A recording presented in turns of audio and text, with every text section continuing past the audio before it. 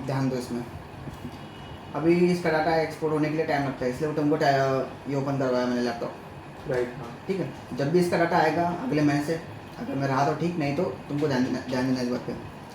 जितने भी कंपनी है, ये जो क्लाइंट है ये टैली ईआरपी में काम करता है, तो टैली ईआरपी से तुमको डाटा माइग्रेट करवाना पड़ता है टैली प्राइम में। ओके तो उसमें टाइम लगता है, देखो उसमें 15,000 बिल है, 15-13,000 बिल है। राइट।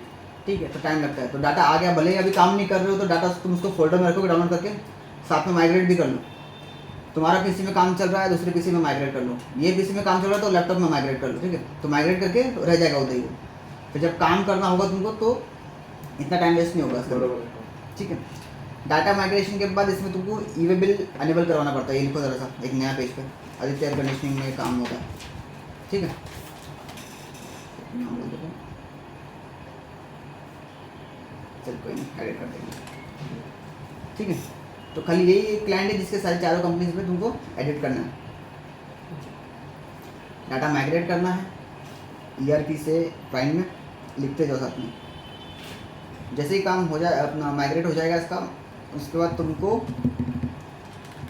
इसमें ई इनवॉइसिंग का ऑप्शन अनेबल करवाना है और ई वे बिल का ऑप्शन डिसेबल करवाना है। समझे? इनवॉइस का अनेबल करना है, इनवॉइस का ऑप्शन अनेबल करना है F11 से टैली प्राइम में, ओके और ई वे बिल का ऑप्शन डिसेबल करना है। ठीक है, क्योंकि उसमें सर्विस भी देते हैं, साथ में गुड्स भी जाता है कभी कभी। ठीक है, Okay, उनका right. सारा मटेरियल होता है, तो उन्होंने ऑलरेडी ई वे बिल बना रखा है। तुम वापस जाओगे तो वापस थोड़ी बहुत डिटेल चेंज होगी तो वापस ई वे बिल बना देगा ये गलती से। ठीक है, तो इसलिए वापस से ई वे बिल ना बने, इससे ई वे बिल का ऑप्शन डिसेबल करके इनवॉइस का ऑप्शन अनेबल करवाना है।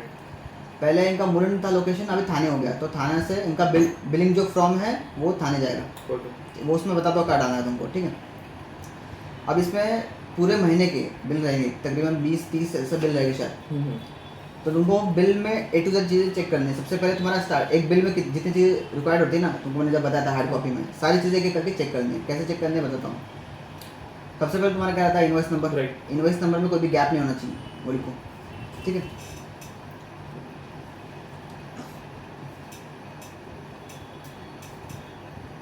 इनवॉइस नंबर में कोई भी गैप नहीं होना चाहिए। लोग करते कभी कभी गलती, इनवॉइस नंबर में गैप होगा तो वो एरर बताएगा उसका, जब इनवॉइस जनरेट करेगा। ठीक है, उसके बाद डेट में लिखो।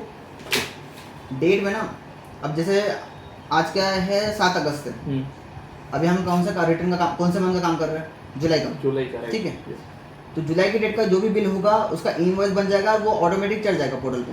ओके लेकिन अगर मान लो उसने अलग से बोला कि जून का भी कोई बिल रह गया था तो वो चढ़ाना है, तो इनवॉइस बन जाएगा बट वो चढ़ेगा नहीं अपने आप पोर्टल पे, तो मुझे हाथ से उसको चढ़ाना पड़ेगा। इनवॉइस बनाने के बाद, इनवॉइस बना लोगे उसके बाद हाथ से उस बिल को अपलोड करना पड़ेगा। तो जब समरी मैच करोगे ना तो ये बिल रह जाएगा उसमें वैसा। ठीक है, ऐसे जो पुराने मंथ के बिल आते हैं, जैसे कि अभी जून का बिल आ गया फॉर एग्जांपल, ठीक है, तो ये करंट वर्किंग में तुमको याद रहेगा नहीं, तो उसलिए क्या करना, जो अपने पासवर्ड शीट है जिसमें हम रिमार्क्स लिखते हैं GSTR 1 और 3B का, उसके रिमार्क्स में जाके डाल देना कि ये बिल पुराना बिल है जून का, वो लेना बाकी है। तो जब काम करोगे तो याद रहेगा कोई बिल बाकी है तुम्हारा। ठीक है, अब इसमें क्या क्या लिखा तुमने, इनवॉइस नंबर लिख दिया, डेट लिख दिया, डेट। ठीक है, नाम, जैसे नाम पे क्लिक करोगे ना उसके, तो कंट्रोल एंटर दबाना है, लिखो उसमें कंट्रोल एंटर दबा के उसके मास्टर डाटा में जाओगे तुम पार्टी के। ठीक है, कंट्रोल एंटर। ओके, जैसे कंट्रोल एंटर में जाओगे तो वहाँ पे तुमको उसकी चीज़ें देखनी है, सारा का सारा उसका GST नंबर आ रहा है कि नहीं। GST नंबर पे है ना, क्लिक करके चेक करना कोई स्पेस तो नहीं है। राइट, हाँ। कभी कभी एक्सेल में से कॉपी करोगे ना तो GST नंबर जैसे कॉपी करके पेस्ट करते हैं एक्सेल में से, तो स्पेस आ जाता है उसमें।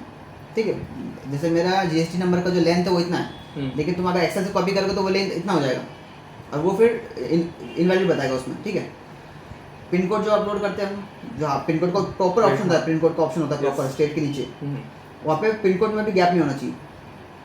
चीज़ ध्यान रखो, या तो लिख लो, याद नहीं रहेगा। ठीक है, वो हो गया। सेम चीज़ उसके ट्रांजैक्शन में भी आ रहा हो, जब तुम नाम एंटर करते हो ना, फिर तुमको व्हीकल नंबर पूछता है, फिर वहाँ से सेव करके फिर बिल टू शिफ्ट डिटेल आती है, वहाँ पे भी सेम वही चीज़ आ रही होगी, तो उसको भी ठीक करना। वो हो गया। फिर तुमको स्टॉक वाइज चेक करना है, हर स्टॉक में सब चीज़ बराबर है कि नहीं। स्टॉक में अपन अपना नाम चेक करते हैं, डिस्क्रिप्शन आ रहा है कि नहीं, उसका HSN कोड है कि नहीं। इनवॉइस में 6 डिजिट का HSN कोड होना चाहिए, वो लिख लो। ठीक है, 6 डिजिट का HSN कोड होना चाहिए, HSN और SAC कोड।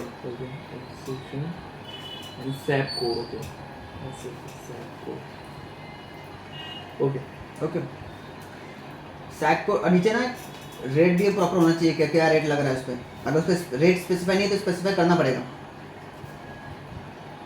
Rate specify. ठीक है। उसके लिए आगे नोट लिख दो एक, नहीं टॉप पे लिख लो, एकदम काम करो, एक टॉप पे एक नोट लिखो ऊपर टॉप पे कि ना एक डाटा जो तुम ERP वाला जो डाटा है ना जो तुम माइग्रेट करने वाले हो उसको कॉपी करके पहले अलग से निकालो, एक डाटा को माइग्रेट कर लो, एक को ERP रहने दो। तो एक डाटा टैली प्राइम में खोलना, एक डाटा ERP में खोलना। अच्छा, वो क्यों पर लिख लो, फिर बताता हूँ मैं क्यों।